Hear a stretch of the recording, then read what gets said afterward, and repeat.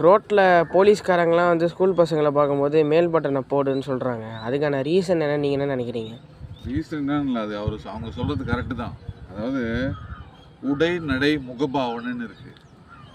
அதுதான் நம்மளை வந்து வெளியே வந்து அது அவுட்புட் அதை தான் கொடுக்கும்.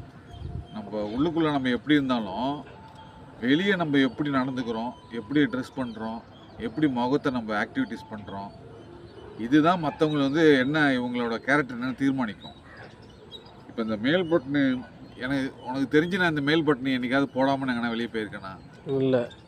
இந்த ஷர்ட்டில் நான் வீட்டில் அப்படி இப்படி இருந்தால் பனியனில் போடாமல் இருப்பேனேங்காண்டி, ஆனால் ஷர்ட்டில் வீட்டில் இருந்தால் கூட இந்த பட்டன் போடாமல் இருக்க மாட்டேன். அதாவது காலர் பட்டன் இல்லை, அது கீழ் பட்டன்.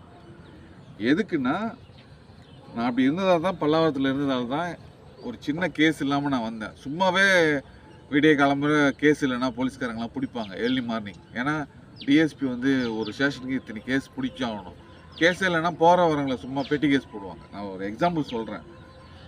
அதெல்லாம் வந்து நம்மளோட உடை நடை முகபாவனைன்றது எவ்வளோ முக்கியம். இப்போ அவங்கவுங்களுக்கு வந்து ஒரு பட்டன் தானே, இதில் என்ன இருக்குன்னு பசங்களாம் நினைக்கலாம். அந்த ஒரு பட்டனில் ஒருத்தனோட தலையெழுத்தே மாறும். நிறைய விஷயம் இருக்குது. அந்த ஒரு பட்டன் தான் அவனோட கேரக்டரை தீர்மானிக்கும். அதனால் நிறைய விஷயத்தை நம்ம இழக்க வேண்டியது இருக்கும். அதனால் நிறைய இழக்கிறதுனால நமக்கு எவ்வளோ லாஸ்ன்றது ஃப்யூச்சரில் நிறைய விஷயத்த நம்ம பின்தங்கி போயிடுவோம். அதனால் அவர் சின்ன இந்த ஒரு பட்டன் விஷயத்தில் நம்ம ஏன் அவ்வளோ இதாக இருக்கணும்னா ரொம்ப முக்கியமாக நான் வந்து பார்ப்பேன். அதுபோல் செருப்பு விஷயம் கூட, ஒருத்தவங்க போடுற செருப்பு கூட அவங்களோட கேரக்டரை வந்து தீர்மானிக்கும். என்னால் ஓரளவுக்கு கண்டுபிடிக்க முடியும். நம்ம நடையை வந்து ஒன்றும் பண்ண முடியாது.